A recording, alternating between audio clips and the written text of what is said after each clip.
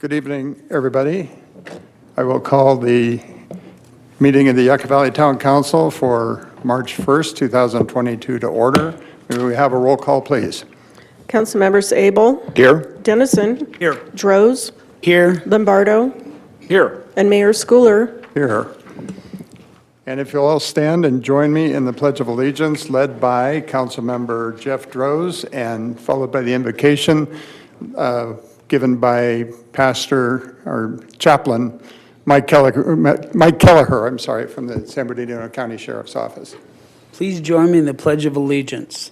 I pledge allegiance to the flag of the United States of America and to the republic for which it stands, one nation, under God, indivisible, with liberty and justice for all. Let us pray. Heavenly Father, we come before you this evening in this crazy world with everything that's going on, Lord. We ask that your hand be upon it, Lord. We ask a hedge of protection around the town. We ask a hedge of protection around the hearts of our town council members who give of themselves to guide Yucca Valley into the future. Lord, I lift our law enforcement up to you. I lift our first responders to you. Lord, now as I ask all this in the name of your Son, Jesus Christ. Amen. Amen. Thank you. Okay, next on our agenda is presentations, introductions, and recognitions. Where do we start with that? Thank you, Mayor. We're going to have Sheriff's Captain Luke Niles go through a couple of different introductions for you this evening. Good evening, Honorable Mayor and council members. It's my privilege to be before you tonight to finally get to the point where I can introduce you to the two new school resource officers that took their positions at the start of this school year. You know, we tried to do this a few times, but COVID delays being what they were, we are finally to that point where we can come before you. So to introduce to you and to fellow residents of Yucca Valley, our two school resource officers is Deputy Ellie Gonzalez. She, after graduating from the Sheriff's Academy, you know, like all of us, we spent a couple years in corrections. She joined the Morongo Station in 2017. She also, in addition to being the 29 Palms school resource officer, is a field training officer. It's a pretty important job in our role. She is in a position of authority over training our young new deputies when they get assigned out here. But the primary responsibility of all our school resource officers, of course, is the safety and security of our kids at school, their families, our staff, both on campus and off campus. So she's a wonderful addition to that, primarily our eastern neighbor, but the way our schools work, the two school resource officers back each other up, so you will probably see her from time to time here on the west end of town. And then our Yucca Valley School Resource Officer is Deputy Jose Perez. He also graduated the academy and went to corrections, and he too joined the Sheriff's Station here in Morongo in 2017. So many of you have already seen him throughout the school district this year. But just another little side note for Perez, he's a graduate of our SWAT Academy. Our SWAT Academy, no other word that I can say other than it's no joke. It's a very difficult academy that you must graduate even to be considered in the future as a SWAT operator. So he excelled at the SWAT Academy, and he now actually has an ancillary duty to be a member of our SWAT team for critical incident call-outs. So that's a rare position for a non-active operator to hold. So he was selected to do that. In addition to all that, he's a true certified EMT. So both of them wonderful additions to not only the station, our community, but specifically our schools, where we emphasize so much of the leadership of our deputies in that position to mentor and mold and be amongst our students. So wonderful to have them here. That's our school resource officers. And then while I'm here, because timing is appropriate, you all know that Lieutenant Walker was transferred a few weeks ago. So our new executive officer for the Morongo Basin Station is Lieutenant Brandon Wiebel. He is with us here tonight. He's had a long career in the Sheriff's Department. Again, through corrections, a lot of patrol stations, both in the desert and in the valley. He spent a lot of years in our narcotics division, then ultimately spent, few years at Internal Affairs, which is not our dream assignment, but he did it. He shined and was promoted to lieutenant. He accepted the position, even when they said it's to be the executive officer at the Morongo Station. So we're glad to have him also. So. And of course, Grumpy.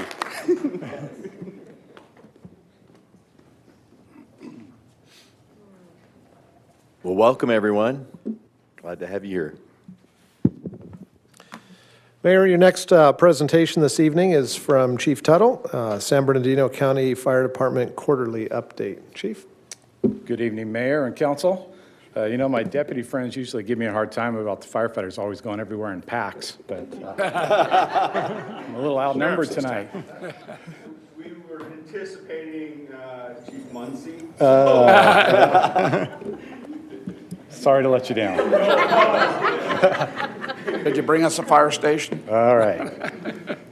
Yes. So I just want to give a quick quarterly update, let you know what's going on with the fire district, specifically here in Yucca Valley. So we're going to talk about some call stats and trends, community events that we've been attending, technology and innovation, and then an update, a quick, minor, very minor update on Fire Station 41. So these are the call stats for the fourth quarter 2021 from October 1st to December 31st.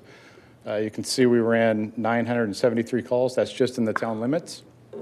Of those, 786 were medical related, which puts it right around 81%. The total number of fires were 44. As you can see, the other fires was 33. Those are small nuisance fires. So total, we have 44 fires, and that was about 4.5% of the call volume. And then down at the bottom is the traffic collisions. Between the traffic collisions and the extrications, which is where we use the jaws of life, we're at 47 calls. Again, right around 4.5%, 5%. So this is pretty standard numbers for the town, for the Morongo Basin, and the county as a whole. Next, I just have a few, the next few slides are just kind of breakdowns by month. You can see that the numbers all stay about the same as far as percentage. We average about 320 to 330 calls a month.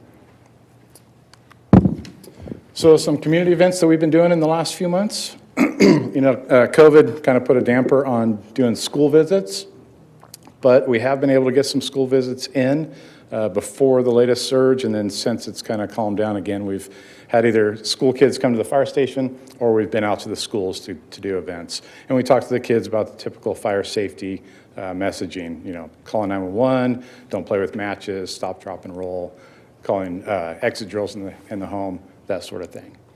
Another thing that we've been doing we started doing in the fall was going to the high schools and talking to the kids about a career in the fire service.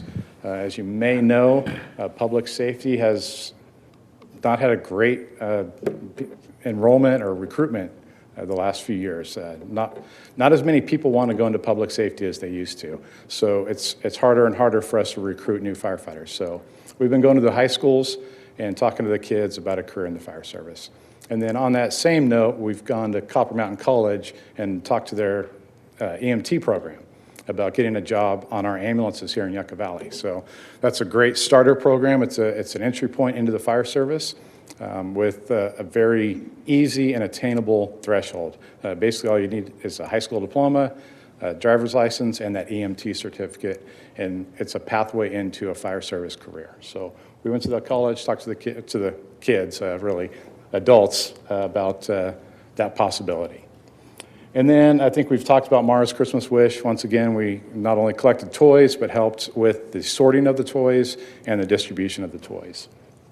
And then most recently, I say that, Jessica's not here, but it seems like recently, I think it was in December, actually, we did a fire extinguisher training for town staff.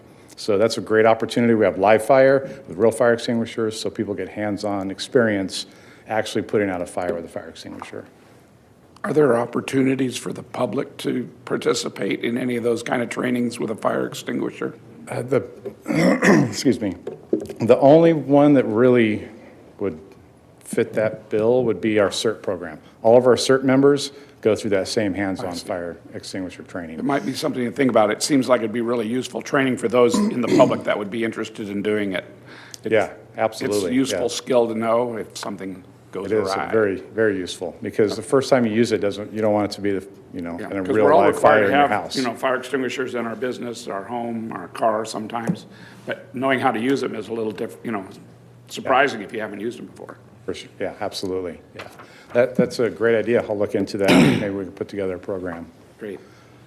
So moving forward, one thing that we're going to be doing this month on March 17th or 19th is Red Cross's Sound the Alarm campaign. They started this in 2019, and then with the pandemic, it had to obviously be shut down for a while. It's just ramping back up. So this picture is from 2019.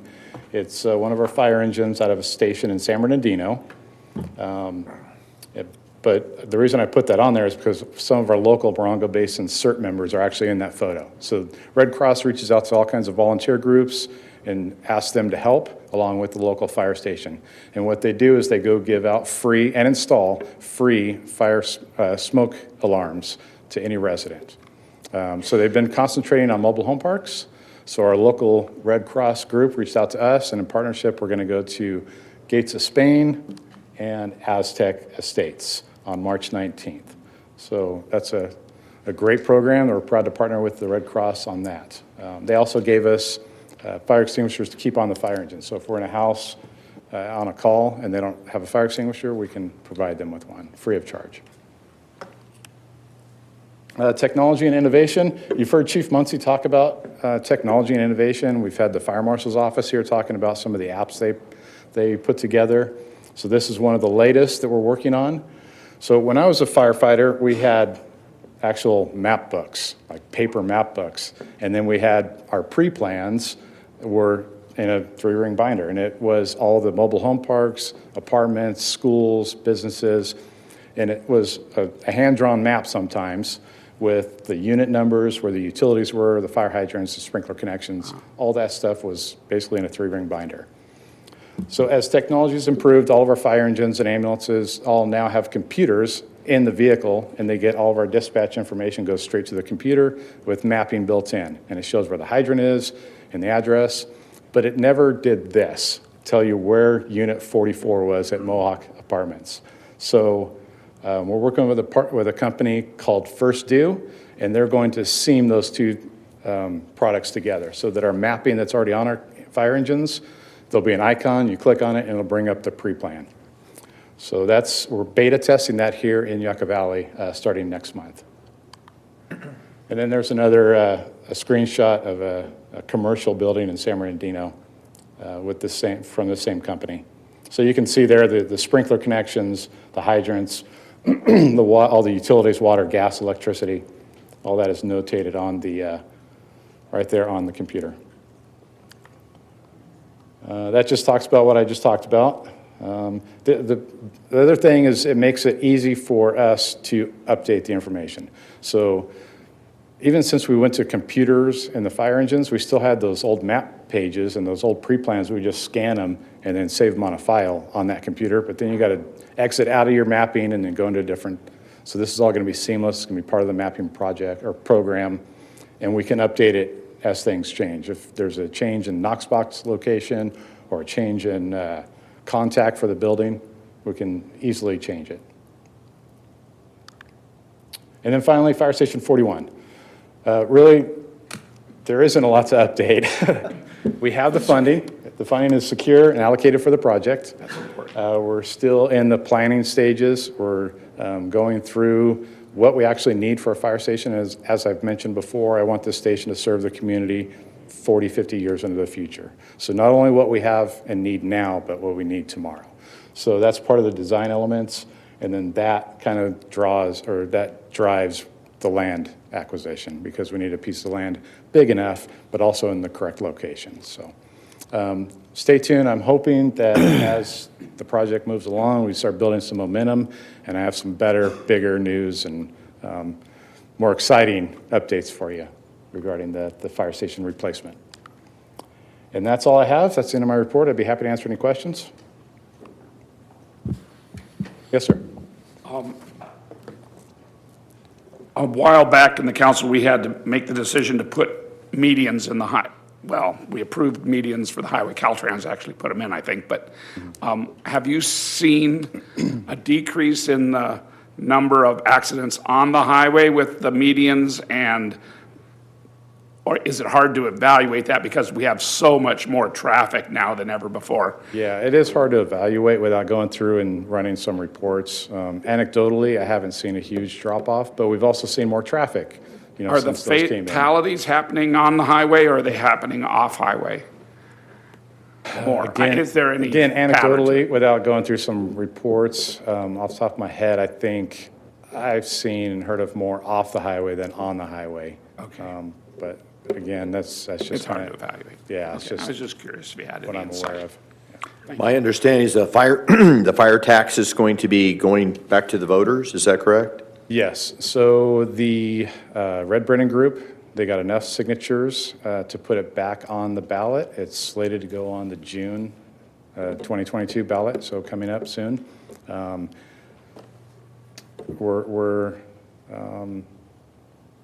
We're going to come back to the council and talk. I think Chief Muncie wants to come back to the council and talk to you when we get a little closer, give the council and the community a little more information on what that means if we do lose FP5.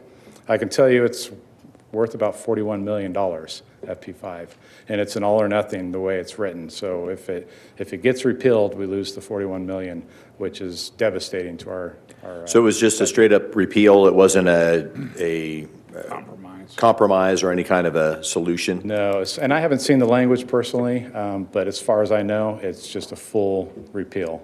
Well, maybe perhaps, I don't know if our county supervisors will consider an alternative ballot measure to go up at the same time. That would be a modification. Because I know, some of the residents are concerned because of the equity portions of how much is paid by communities. Right. So if they could figure that out, that would be really helpful for us to be able to stand behind that. Because we do know fire safety is very important, very important. So, Yeah, good, we absolutely. can look forward to hearing I can needs tell to you be that simplified. It's the fire Chief chief Muncie. and the board of supervisors are, they're looking at every option. Oh, good. And yeah, Well, that's thank you. one of the foremost things we're thinking and talking about right now, so. Anything else? Yes, sir. I just want to say thank you for presentation, and also looking at the tools that you're starting to implement and test. With you running, looks like, 10 or more calls a day right here in our own area. How are those tools helping with your response times? Do you see improvements with getting to the right location? Yeah, that's the goal with all this technology, is to get to the location quicker, easier. The more information we have going to the call, whether it's the call notes, what's going on at the call, and how to get there, how to access what mobile home number it is. Our guys are pretty familiar with all the mobile home parks, but, every once in a while you get somebody who's either brand new or not normally working in this area, is filling in for somebody else, and it's nice to have that right at your fingertips to know exactly where to go. So it absolutely improves response times. Yeah, those locations that you just mentioned, I'll visit people in there, the mobile home parks, or as you said, the Mohawk apartments. It takes a while to find the location. You can be going the wrong way and driving around, and the signage is okay, but it's not great. So I'm glad you're using those to help our community out. Thank you. Anything else? Okay, thank you, Chief. All right, Good thank you. presentation. And we have a recognition, employee recognition. Mary Anderson, please join me up front.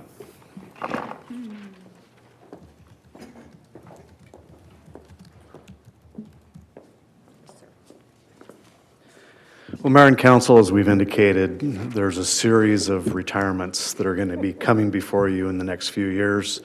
Tonight, we're here to say thank you to Mary Anderson. Mary, in a couple days, will have been with the town for 5 years.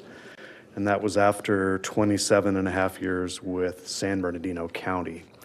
Mary was hired to work as the administrative assistant in code compliance. And code compliance and the support staff in code compliance are probably two of the most difficult jobs in the organization. For the most part, you as council members probably very rarely, if ever, hear from the customers that Mary deals with on a daily basis. Most difficult job to sit there and be kind and polite and respectful while you're being called every name in the book, being cussed at, being yelled at, being hung up on, and actually not treated very well at all. It's a very difficult job, and Mary has done a yeoman's job of that. In addition, in those 5 years, we had a number of transitions in the community development and public works arena. And in that process, Mary became cross-trained in planning, building and safety, and engineering. She filled in when we had vacancies in those operations for months at a time. She's continued to provide those types of services on a daily basis. And when she leaves, when her last day after the 17th of this month, those employees in planning and engineering and building and safety, they're going to feel it, because Mary picks up those pieces in the front office on a regular basis, and they're going to miss her immensely. It's always sad to say goodbye to someone who's been a part of the team, a part of the family. We wish Mary the best. She gets to retire from public service and enjoy retirement, and we wish her the best. Thank you. You're welcome. I'm sure for a lot of you, you've already been in that position where you get to finally retire. And it's been almost 34 years working in government. And it's been a ride. But I planned on being here a few more years, but with the housing prices going so well, I have to say, and my grandkids. My older grandkids grew up without me. I've got littles. And they're in Georgia and North Carolina, and that's where I'm headed. So my husband actually flew out today to start looking at properties, and as I retire on the 17th, on the 2nd of April, we take off and we do Route 66 to Chicago, hitting all the fun spots along the way, and then we haven't decided if we're going to go down and see family or if we're going to come back through the northern states and go down that way and stop and see Rick Shigley in South Dakota, who just left. But so I'm looking forward to it. It's been fun. The town is wonderful, I have to say. It is a great place to work. I've never felt so appreciated. Like I said, worked for the county for 27 and a half years, but here, the staff, everybody is just wonderful, and I've appreciated everything about it. So whoever comes onto my job, they're going to be lucky, because it is a great staff to work with, and everybody's great in the town. So, but thank you, Shane, Curtis, Deborah, everybody, thank you for allowing me to do this. Okay.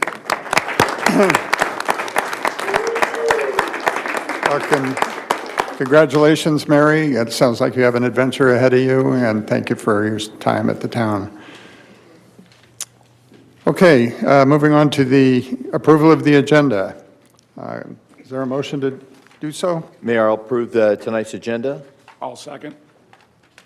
We have a motion and a second. Council members Abel, Yes. Dennison, Dennison, yes. Droz, Yes. Lombardo, Yes. and Mayor Schooler. Yes. Did we miss something? No? We're good. Okay.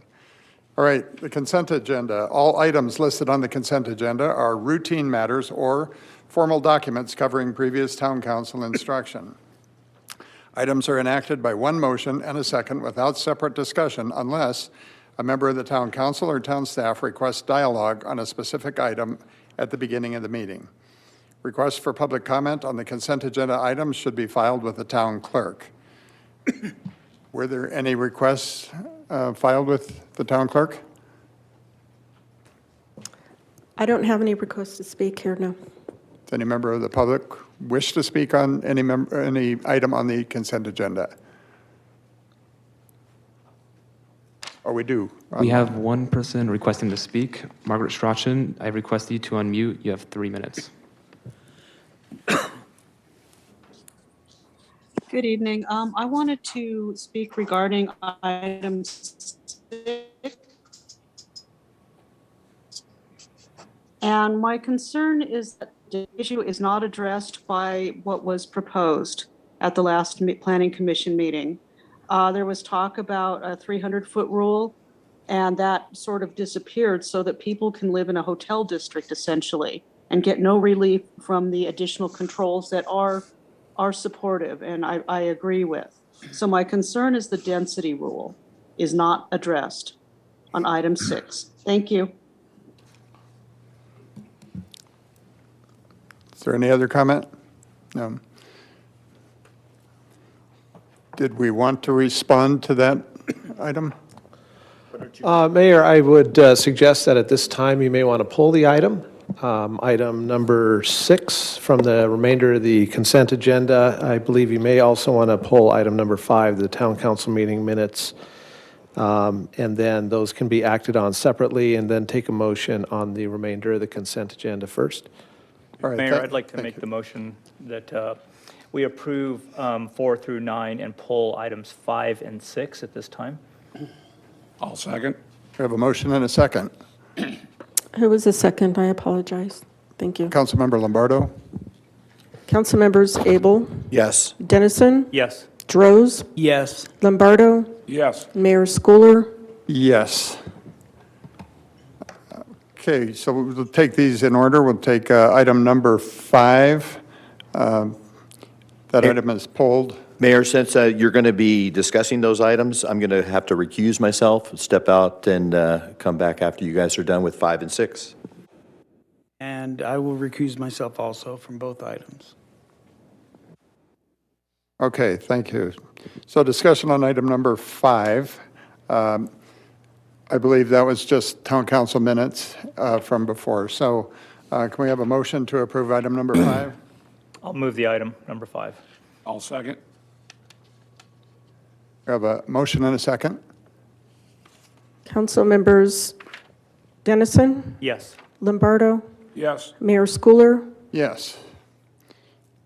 Item number 6, the second reading and adoption of ordinance number 300. Can we have a staff report on that? Mayor and council, the Planning Commission had met and held a public hearing on November 23rd and forwarded a recommendation to the town council for regulations on short-term vacation rentals.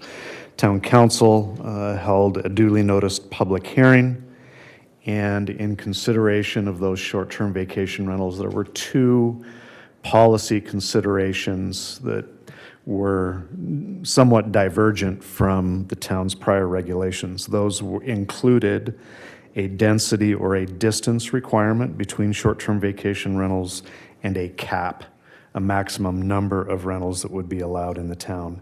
And following public testimony and town council deliberation, the town council adopted the ordinance with the cap. The town council felt it was not appropriate to include a density standard within those regulations, and therefore the council did not include that density standard. That concludes the staff presentation. Thank you. Is there any public comment on that item? Okay, bring it back to the council. Council comments? Yeah, just one, Mayor, just reviewing back into the minutes, just for clarification to the public. My comments state that I requested future discussion, oh, hold on here, I had it here somewhere. I see the first step in regulating numbers by imposing the 10% limit, and that was an item that was for discussion at our last hearing. And, but I am not in favor of the 300-foot density limit, as all neighborhoods have different lot sizes. That discussion was pretty deep. We talked about so many variables in there, and it wasn't something that we could address right now. It would consume all of our energy in trying to move these items that we have clear control of right now to help address short-term vacation rentals. The way that we had moved the item out of the development code in a way that we could be more responsive, that these are items that we can address in the future should they come back up, and we can come up with more sustainable methods to look at density. But today, it is a very complex problem, and it's not something that can be put in place. If we rolled all this together, we would have accomplished nothing to this point. But we have made progress, and I think that we're good right now. Councilmember Lombardo. I agree to a large extent. The addition of the 300-foot rule added a lot of complication to the calculations and how to roll this out. It was hard for me to justify allowing one person to make use of their property and exclude anybody else from doing the same thing. And I think it needs to be looked into a little more thoroughly. And if we had done that at the last meeting, it would have delayed and slowed down everything considerably. I think it could, and now that we've moved it out of the development code and into the municipal code, it will be easier for us to fine tune it and to look at it again if that's what's needed. I think the requirements that we put, the fines and the cap on number of persons per bedroom, per space, or however that was achieved, will go a long ways in resolving a lot of the problems with the vacation rentals. And I think that we handled that well that way. The 300-foot rule was kind of hard for me to get my head around because some of the lots are really huge, and if you go 300 feet from the edge of the property, it was unnecessarily far away from the residence where the noise was coming, and on larger properties. Now, on smaller properties, it might be a problem, but I think we need to be able to massage that a little bit more in a finer way, and I think that'll be able to be done now. And so leaving it out allows us to move forward more quickly and put in some solid rules that'll help. So I'm in favor of leaving it out at this time, and I think we're moving in the right direction to do the second reading as. Right. Well, those are both excellent summaries of what transpired, and thank you for that. This doesn't preclude us from addressing that issue down the road if it becomes necessary. So I will entertain a motion on item number 6. I'll second that. Oh, you move. Or I'll move the item, Mayor. Thank you. And I'll second. We have a motion and a second. Councilmembers Dennison, Yes. Lombardo, Yes. and Mayor Schooler. Yes. Okay, moving along to item number 10, Planning Commission appointment. I think we're waiting for our council members to return. Here they are. We got one of them. There we go. Partying in the back. Good evening, Honorable Mayor and Council. The next item this evening is the appointment of a commissioner to the Yucca Valley Planning Commission. Council members have the opportunity to nominate interested individuals, with the nomination then being ratified by a majority vote of the council. Typically, commissioner terms are for 4 years, beginning on February 1st, coinciding with the term of the nominating council member. This particular appointment is to fill a midterm vacancy created by the resignation of Margie Trandom. The term for this appointment is through January 31st, 2023. After a public recruitment period, 17 applications were received from interested individuals. The nominating council member is Councilmember Abel, who met with each of the applicants, and I believe he's now ready to announce his nomination. Thank you, Madam Clerk. Thank you, Mayor and Council. First of all, I'd like to thank the staff for doing an excellent job in getting the word out to our community about the opportunity to serve the town through the Planning Commission. Many of the applicants that I interviewed mentioned that they had heard about the opportunity through social media, the radio, the newspaper, and word of mouth. So staff did an excellent job, and you can see by the number of applicants that we received that it was very much beneficial to the community to have that many people apply, and it's also a great testament to how many people in our community are willing to serve. Although it's a paid position, we know the salary is nothing. I think it's $50 or $100 a meeting, And so it's really a volunteer job at the most. Again, there were over 17 applicants. I had the opportunity to interview 15 of those over the phone. And 3 of those 15 I interviewed in person. And I would like to say that, again, we had wonderful applicants, a lot of well-meaning people, people who brought a wealth of information to me. I mentioned several times during the process, I will get more out of this than you will talking to me and me informing you about the Planning Commission, about the town, because I got to hear exactly what people were thinking, what they would like to see as a vision of the town, what they felt were some of the issues that need to be dealt with, and also how they could serve as a planning commissioner in helping us move this town forward. Because of that, resulting 17 applications and 3 in-person interviews, I narrowed it down. As you know, I've only appointed through all my years as a council member 2 commissioners. Very glad that our commissioners have been long-serving. I think that means that that it is it's a job that is beneficial, but a job that has a lot of meaning behind it, and they feel really a part of the process. And I know each and every one of you have long-serving commissioners as well. So after my 2 planning commissioners, which were fantastic, I think planning commission is one of the most important decisions that a council member will make. So I'm very pleased to recommend to our town council tonight the final candidate. The one I've selected is Jerry Noonan. Jerry is a 3rd-generation Morongo Basin resident, has a lot of history here through his family. He hasn't always lived in Morongo Basin, but he's a 3rd-generation resident. He has never served as a commissioner before, but he's been involved with working with several companies and helping them open businesses. So he has extensive work also with the Palm Springs Chamber of Commerce and the City of Palm Springs. He has worked through the process of opening businesses through several different counties. Not just San Bernardino, but also Los Angeles, I believe, and Riverside as well. Jerry's love for the community, small business, and the desert environment is evident not only by his words, but also by his actions. Oftentimes, he has taken the time and volunteered his expertise in going through the process of an opening business to help other young entrepreneurs and small business people navigate that process, and a lot of times just free of charge, just his willingness to give back what he's learned through the years. So it's with that heart of service, with that ability to navigate our complicated planning commission tasks, as well as just the opportunity that he brings to us to bring insightful insights to our process, and also working as a team member. I would like to recommend Jerry Noonan for my planning commissioner. Jerry, would you like to come up and say a few words, please?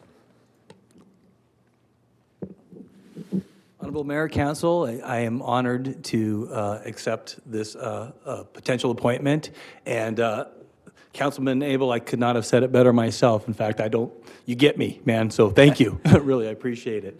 I'd like to take a quick second to acknowledge and welcome the new officers. You're treasures, and we love you, and thank you so much for doing what you do. We love you too, Fire, but you're not new, so we're just taking care of them. That being said, my experiences and those things, I mean, obviously we had a lot of communication, and I have to say, it was a formidable process. I am amazed at the level of communication and the dialogue and the interviewing and the amount of references that that were provided. So it's been a long time since I've had that much dialogue about a position. So I'm humbled and I'm honored that I've made it to this point. So if there's anything I can answer, any questions, I'm happy to do it. As you can see, my sleeves are rolled up already, and I'm ready to start working. I do value, planning your work and working your plan. I understand that if you don't have a plan, things don't look right, things don't operate right, and we oftentimes need these folks a lot more than we should. So I respect and appreciate the process of planning and the things that we go through to vet the various proposals that come across us. Very good, thank you. And his daughter is here tonight.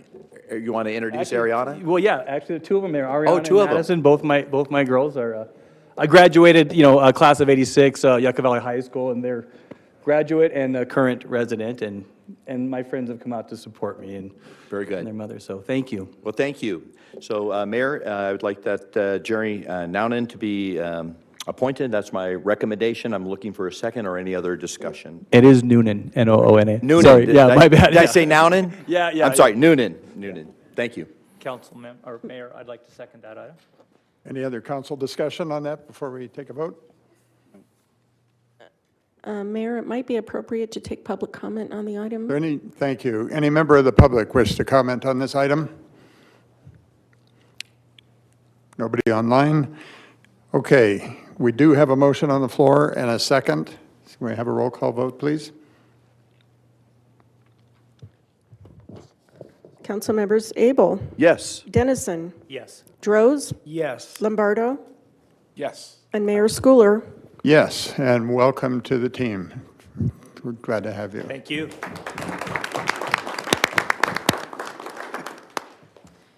Okay, item number 11, budget report for the 6 months ending December 31st, 2022. Good evening, Mayor and Council. Hopefully everyone can hear me okay. I'm going to go ahead and share my screen so that you can see my presentation. All right. Let me know if you have any issues seeing or hearing as I go through here. But good evening. Hope everyone is doing well. Tonight I'll be reviewing the mid-year budget financial report results along with the proposed budget amendments to align the fiscal year 21-22 budget through fiscal year end.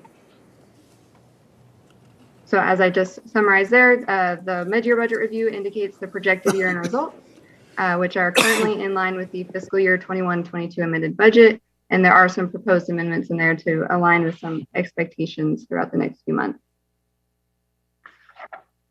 The year-to-date revenues are trending well within the general fund.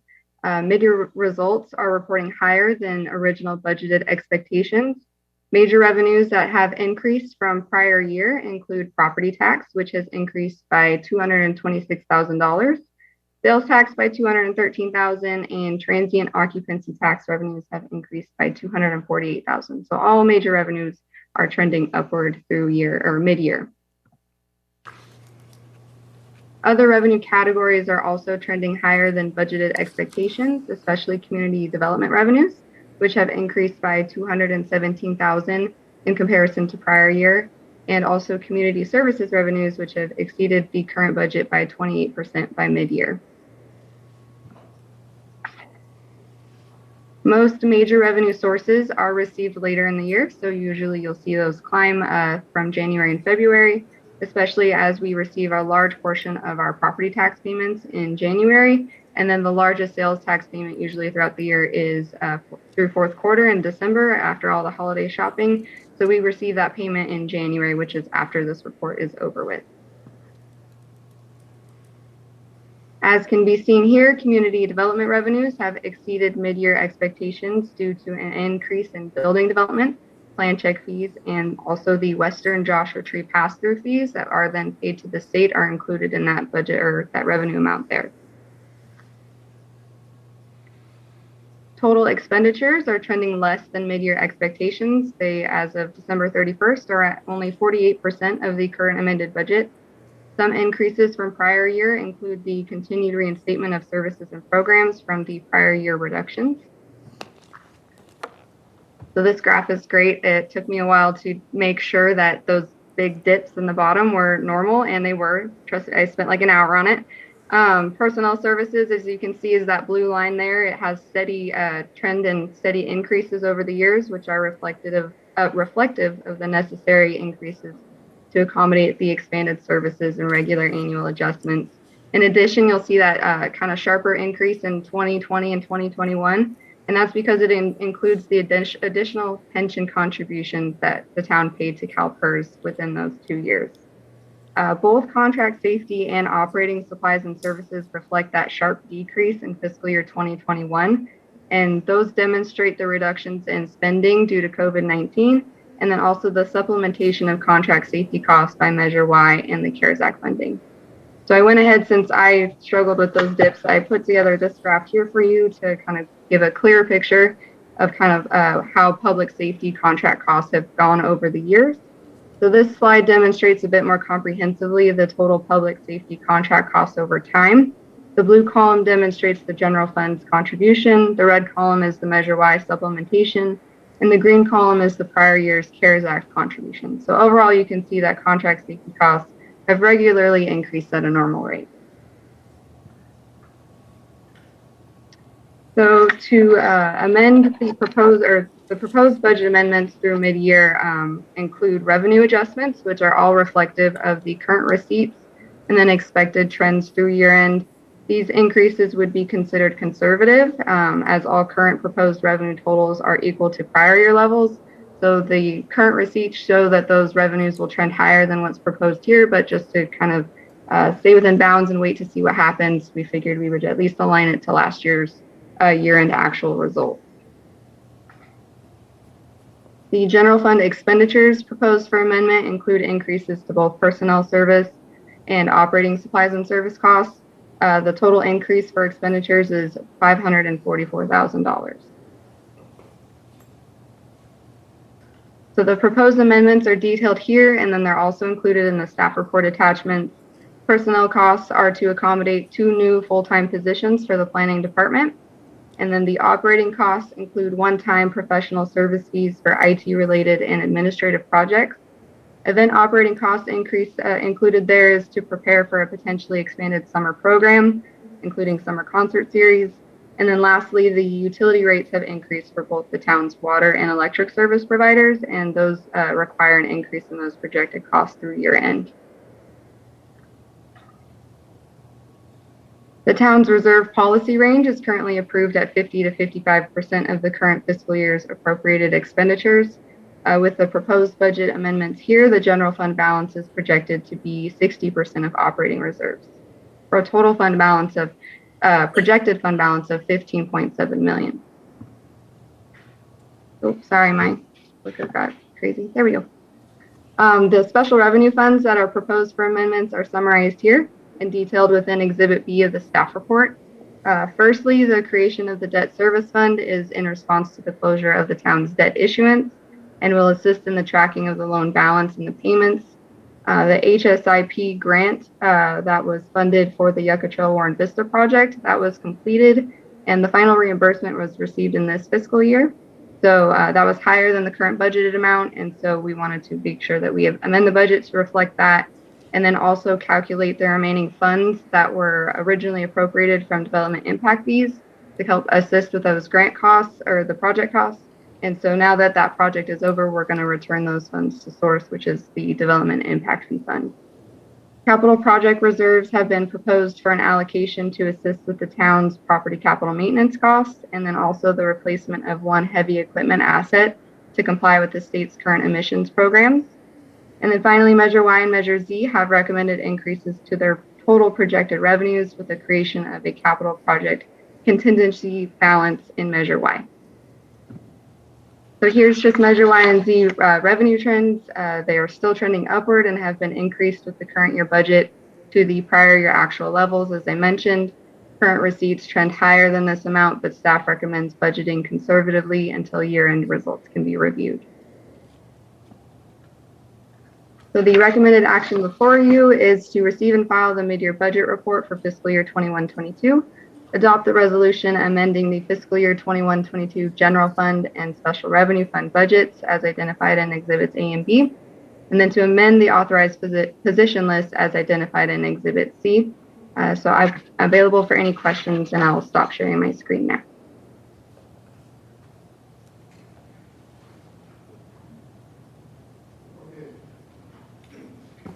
All right, thank you.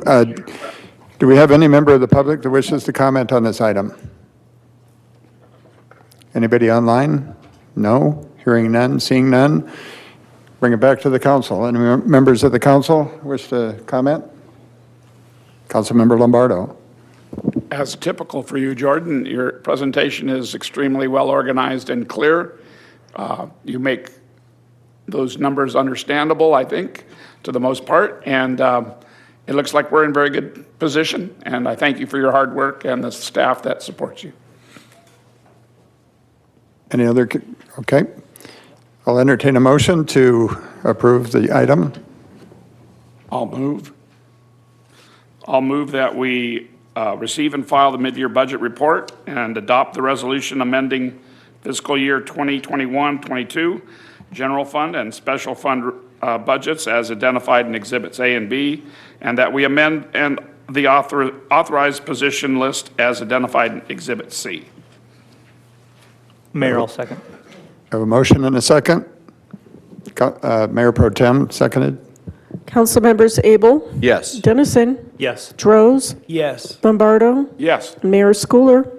Yes. Item number 12, the ARPA spending plan resolution 22-something. We have a staff report, please? Yes. Hello again, Mayor and Council. It will be me again sharing my screen and presentation, so bear with me as I start that again.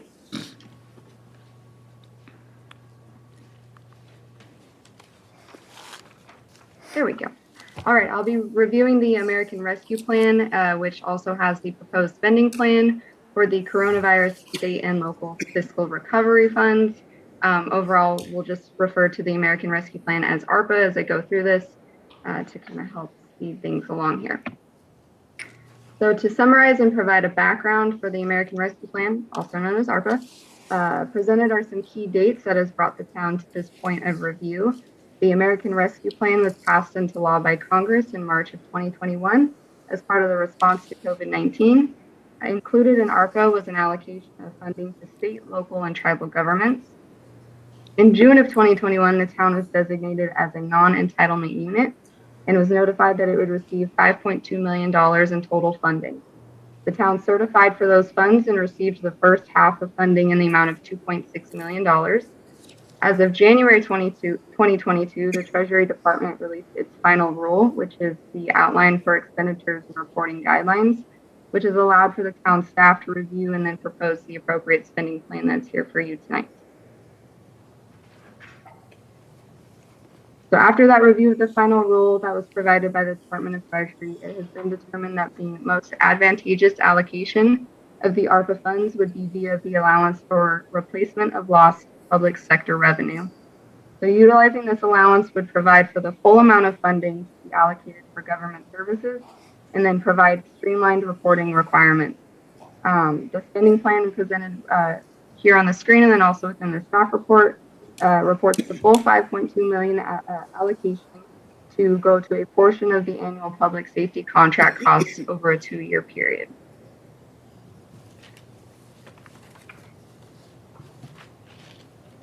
Town staff has identified some key highlights here for you to summarize the proposed use of ARPA funds and how this spending plan aligns with the American Rescue Plan's objectives.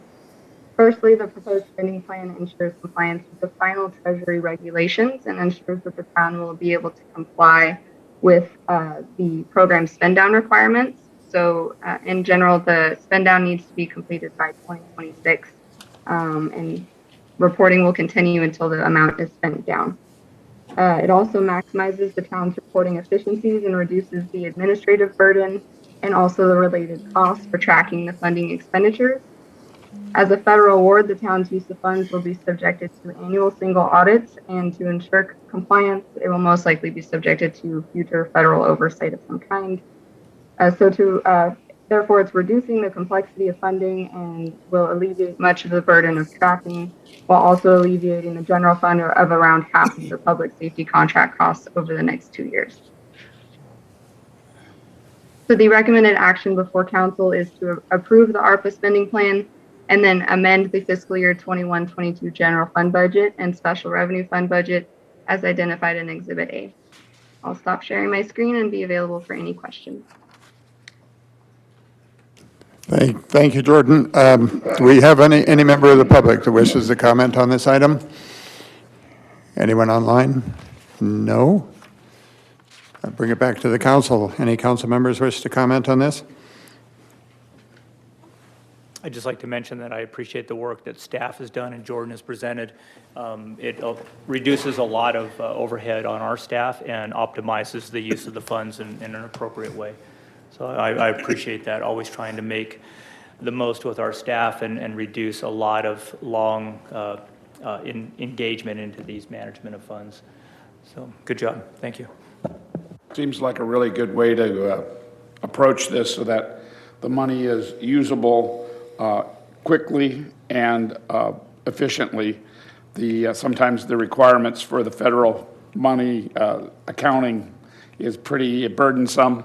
I was told there was like a 45-page report that was necessary at the county level for some of these funds if it's spent in a different way. And the way that we've approached it here, I think it's going to be quite an efficiency. And I'm very happy that our town is able to take advantage of this and we'll put the money to good use. Thank you. Is there a motion on this item? Do we need to read the resolution, the title? No? Okay, is there a motion on the item? I'll move that we approve. Councilmember Lombardo, I'll second. and second by Councilmember Droz. Council members Abel, Yes. Dennison, Yes. Droz, Yes. Lombardo, Yes. and Mayor Schooler. Yes.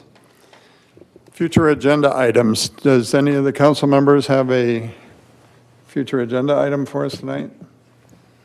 I have an item I've been wanting to bring forward. It has to do with basically a utilities review. We have so many projects that are coming alive in the next year or two, and we've acquired additional turf for a lot of the projects that we're working on.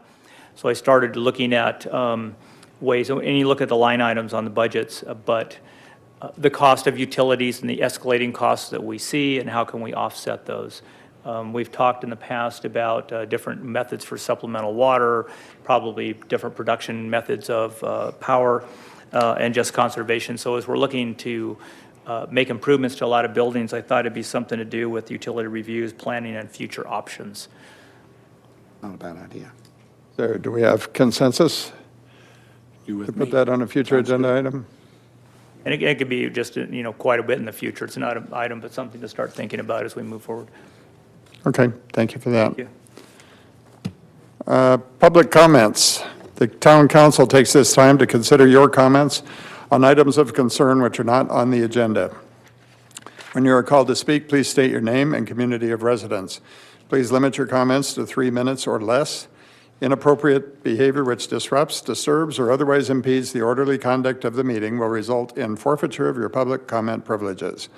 The town council is prohibited by state law from taking action on or discussing items not on the printed agenda. Does any member of the public have any comments tonight? Nobody online either, okay. Seeing none, we'll move along to staff reports and comments. Thank you, Mayor. Captain, do you have anything for us this evening? No, sir. All right. Deborah or Armando? Last week, we started with the construction of the senior center kitchen remodel project, and we're looking for the coordination with San Bernardino County CDBG for the pre-construction meeting for North Park. Okay, thank you. Shane, you have anything? Mayor and Council, just two updates. We continue to move forward with our Prop 68 Aquatics and Gymnasium project. Pretty excited about that. Underway with our architects. We meet with them weekly, on site once every other week, and then online, or we do collaboration weekly. So I think this last week was a discussion on locker room configurations, kind of at a very high level right now. We're not obviously at the detail level, but just going through that process, very exciting for the entire team. So wanted to keep you updated on that. At the right time, we'll bring to you a more formal update when we're ready. And then secondly, just keeping it on your radar because of the magnitude of the potential outcome is the Department of Fish and Wildlife's efforts in developing the appropriate technical staff report that needs to come to the Fish and Game Commission. Current calendar identifies that staff report to be presented to the commission at their April meeting. at which time they can receive and file, they can engage in public discourse, or they can act on the item. Our best guess right now, based on information that we're getting from department staff and others, is that it may be likely that there is no action taken by the commission at the April meeting, but rather that's deferred until their June meeting. Staff remains highly engaged in this process. As you know, we have a 2084 take permit authorization that was granted by the commission to the town. That is currently scheduled to terminate in or around May 8th of this year, which is right in between potentially their April meeting and their June meeting. And so what that means for the town, we're still trying to flesh out with the department.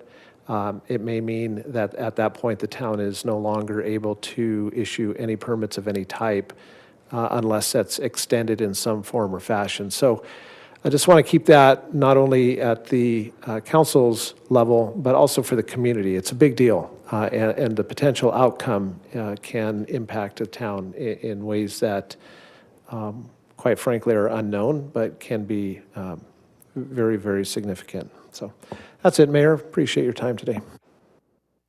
Yeah, one question on that, on the take commit, the take permits. What's the balance on that left for the town? We had, I think, 400. I don't think we're anywhere near that. Are we, No, Shane? we're not anywhere near to our We're limit. comfortable then Yeah, to very- allow people to move forward with projects? Absolutely. Okay, thank Yes, you. it would be more an issue of the fact that we're no longer permitted to provide those take permits, Yeah. just by expiration of the permit. That would be the issue.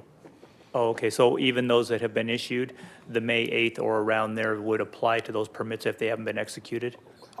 Our current understanding is that our permit is only valid right now through May 8th, at which time, unless it's extended by commission action or other function of state law that we're unaware of right now, we would not have the ability to issue after that date. Thank you. No other staff reports? Okay, bringing back for council member reports and comments. Councilmember Abel. Well, thank you, everyone, for attending. I enjoyed my participation in the Healthy Hearts Run this last weekend. I enjoyed the race, not so much the weather, but we had a lot of people out there that seemed to enjoy the efforts of the town. I was surprised that I saw as many people as I did, but it was a fun race. It was well worth running, and it was well managed. It's always nice to have chip timing. I know that's an extra expense, but runners tend to expect that, because running through a chute and so forth, it just makes it a much more fair competition. And the course was wonderful, well marked. So I know a lot of volunteers, plus our youth commission were out there working, as well as our staff members. So thank you for that. We enjoyed it. Also want to thank the council for supporting my nominee for Planning Commission tonight. I expect Jerry to do a wonderful job and be a good team member as far as working with the Planning Commission, and also bringing some new ideas and some support to staff with clear direction. Other than that, Mayor, there's nothing else for me to report on. Thank you. Thank you. Councilmember Droz. Seems like there are a lot of exciting things going on. I say that a lot, but there always are. It's kind of funny. But I want to welcome our sheriff officers. I think it's really exciting. So thank you for joining our group, our community, and helping us all out. And I want to say goodbye to Mary. We're going to miss you, Mary. So you always see your face when I go in there. So I wish you luck with everything. So keep us updated. And Jerry Noonan, I want to congratulate him also. I think he looks like he'll be an incredible planning commissioner. I think that was a great choice. So have a great evening, everyone. And Councilmember Lombardo. Want to also welcome our new school resource officers, Ellie Gonzalez and Harold Perez, is it? And I want to also extend a welcome to Lieutenant Brandon Weibold for joining the crew here and leading us forward. Your service as an executive officer will be very important and needed. We want you to feel at home here in the basin. Mary Anderson, I congratulate you on your service, and coming to retirement is a wonderful thing. I've dipped my toes into it a little bit too, and I'm still working 2 days a week, but I can see it on the horizon, and it looks really nice. And I hope it's everything that you dream and more.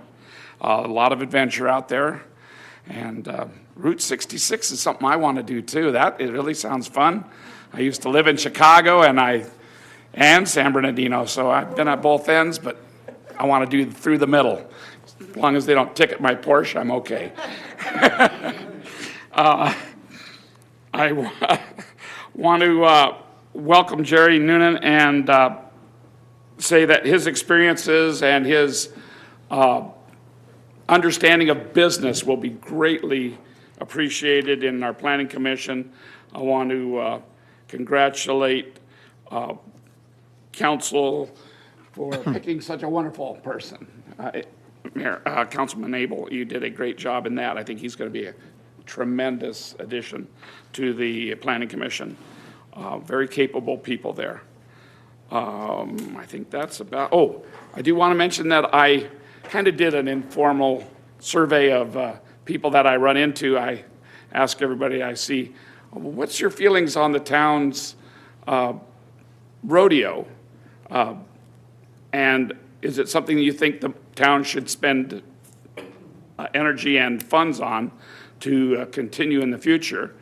And I say it's somewhere between 70 and 80% of people, a wide variety of people that are interested in continuing it, that they kind of like the idea of, although I've heard a lot of, both sides, the idea of the Western theme kind of is exciting to some people. And I think Pioneer Town had their 75th anniversary, and it was well attended, a lot of activity and a lot of people interested in that up there. Pioneer Town seems to have really increased its tourist flow. And so I think the Western theme may not really be dead like we've been told in some cases, even though we're getting an influx of different and new younger people to our area. I still think that it has some appeal in some retro way. And I think the people, at least that I've talked to, seem to be in favor of the town supporting or guaranteeing the money to keep the rodeo going in the future. I think the plan is to try to keep it, form some kind of commission to get it going and to fund it in 2023. And I'm excited about that opportunity and think that we have a great opportunity to do something with it. So please, if you're in the community, be involved in this decision-making, and feel free to contact us at any time or in multiple ways. Meet the mayor, call any one of the council members, and express your views. We can make better decisions when we make them together. Thank you very much. Thank you. Mayor Pro Tem Dennison. Thank you, Mayor. Yeah, as a kid, I always thought I wanted to be a cowboy. I remember playing all the time, so I get it. It's kind of a cool deal. Anyway, thank you, Captain, again, for keeping us staffed and introducing the lieutenant and the new resource officers here tonight. A big part of our community, that, and very important. You get to engage them all the way from the youth, which I think is very important, and you mentioned that, and then also just the public safety aspect and some of the new skills that are brought into our town. Thank you. I want to thank Mary Anderson for your work. I guarantee when you're at the help desk, it's not easy to always help. So thank you for your patience, keeping a smile on your face. I think Shane said it well for all of us. You're appreciated, and you have a good mission ahead, traveling and your grandbabies. So enjoy your journey. And thanks again for making our town what it is. Chief Tuttle, thank you for the update. I appreciate that. I love to see our guys out there. They get called out a lot. I don't like seeing that, but that's part of the business, and they're responsive. I hear the sirens all the time trying to get through this town, and the traffic is not easy for them. So please spread my thoughts to the crews. We appreciate them. We really do, part of our safety team. And Jerry Noonan left, but excellent guy. Thank you, Councilmember Abel, for vetting that and finding Jerry. Seems like he's going to be a great addition to the team. Other than that, thank you. Okay, thank you. Got a couple of things. The coffee with the mayor this morning, it was fairly well attended, and there was some lively discussion. Captain Niles joined us, and folks that were there had a lot of questions and favorable comments. But it was very informative, very helpful. So thank you again for joining us this morning. The other item that seemed to dominate the conversation was trash. The winds blow and we have trash out in the desert. And so the group was brainstorming solutions as much as we could around that table at Hawks Landing. But it's something that I would like to see us maybe get a report on our efforts to abate trash when it comes up. If we can sometime in the future get a report on that, and if we are scheduling any cleanup days or solutions, if any solutions are in the works for that. But it's an ongoing problem, and it seems to be affecting a lot of people, and not just the residents, but visitors to the community as well. So if we can get a report on that, I'd appreciate that. We also, I'd like to welcome Jerry Noonan and thank you, Councilmember Abel, for vetting the 17 candidates. I think that's impressive that we had 17 candidates for that vacancy. And so I know that's a big job to get through everybody and to narrow it down, because from what I understand, a lot of qualified people applied, and we would encourage them to apply again should another vacancy come up. Welcome to Deputy Gonzalez and Deputy Perez, and thank you, and to the Lieutenant for joining our team. We welcome you and wish you well in your job here. Thank you for joining our community. What else do we got? And thank you, staff, for staying on top of the Joshua Tree issue. And I know you do that like all the time at every opportunity.